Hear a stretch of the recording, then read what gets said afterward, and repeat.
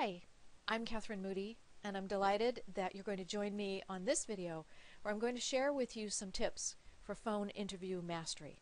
We're going to talk about a secret to successful phone interviews, nothing to do with your experience. I'm going to share a couple of things that recruiters and hiring managers really wish you knew about phone interviews and 5 simple ways to truly stand out. First, let me share this secret because I think it's so critical. How you come across means as much as your experience. They're interviewing you because they already like what they see about your experience, but it's really important to be comfortable and confident because that's a big part of what's going to get you to the next interview. Talking a lot is going to blow that image of you being confident and share some things with you that will help you avoid that. And speaking without a strategy of what you want them to know also blows the image. You don't have much time to get your message across. I'm going to share with you a structure for your answers. First, tip 1, and this is something that's really important and hard to do if you're a little nervous for phone interviews, and who isn't? People will feel a connection to you when you match their conversational style and tone. And so what that means is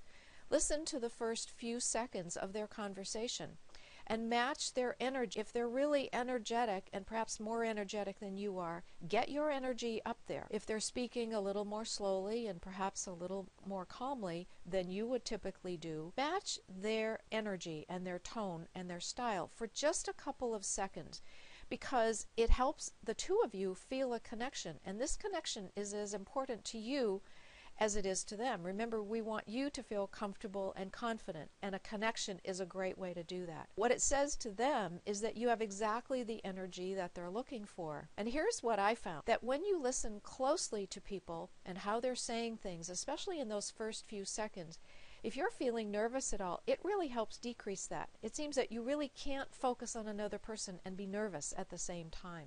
Tip 2, a little how are you goes a long way. It's really important to build a little rapport with the person that you're talking to. And take your cues from them. Often they will do that too. So be responsive and do a little bit of relationship building and build a little rapport. Because, you know, people are always saying, would I enjoy working with this person? They're not saying, would I enjoy working with this person because they have all the experience. They're saying, would I enjoy working with this person because they're a nice person? So you do want to show a little humanity, because you'll be astounded at the edge this gives you throughout the entire hiring process if people have felt that you're starting to build a relationship with them. So no matter what, build a little relationship. Tip 3, don't babble. Give them the answer the way they want it. A lot of times I'll say to people, just give me the bullet points of the types of industries you've been in, for example. And they'll start and give me a whole story, and I didn't ask for that. Don't give them a long explanation of your experience, hoping something's going to sound so good to them that they're going to just love you, and especially if they didn't ask. So many times I've had candidates just launch into this long pitch about all of the experience and what a team player and they're collaborative, and you know what? It just doesn't help. It really makes you sound uncomfortable. And remember this, a long monologue could be 60 seconds and seem long, but it's going to seem even longer to the person on the other end of the line. So if you find yourself babbling, you know what? Just tip 4, be sure to tell us a story. You know, when you're asked behavioral interviewing questions especially, that's an opportunity to tell a story. And there are powerful psychological things that happen to people when they're hearing a story. They really do believe things more if they're in story format. Use a structure. Maybe memorize a structure so that even if they ask a question you haven't been asked before, you're going to be ready. So here's one structure. There are several out there. This is the STAR structure, where you first lay out what was the task or the tactic that you needed to accomplish. What did you do? What was the result? Learn what came out of it. You can tell powerful stories in a very short period of time when you use a structure like this. And tip 5, if you want to be the bullseye candidate, here are some questions that can help you get to that bullseye.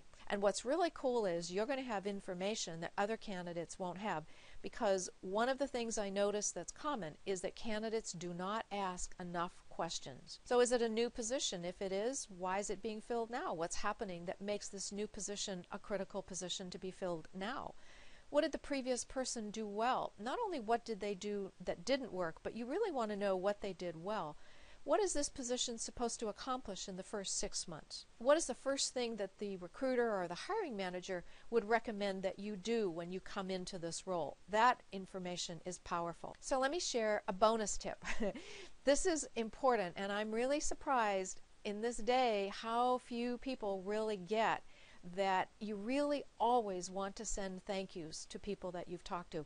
And here's another powerful thing to do, that if it makes sense, give a compliment about someone to someone else. So if the recruiter has been especially efficient or good or had great answers or very helpful, let the hiring manager know. That is a very powerful thing to do. Then we're going to get to celebrate your new job. Thank you so much for coming by for this video. Please leave a comment below or ask your burning question, and let's make your next interview your last interview. Take care and let me know how it goes.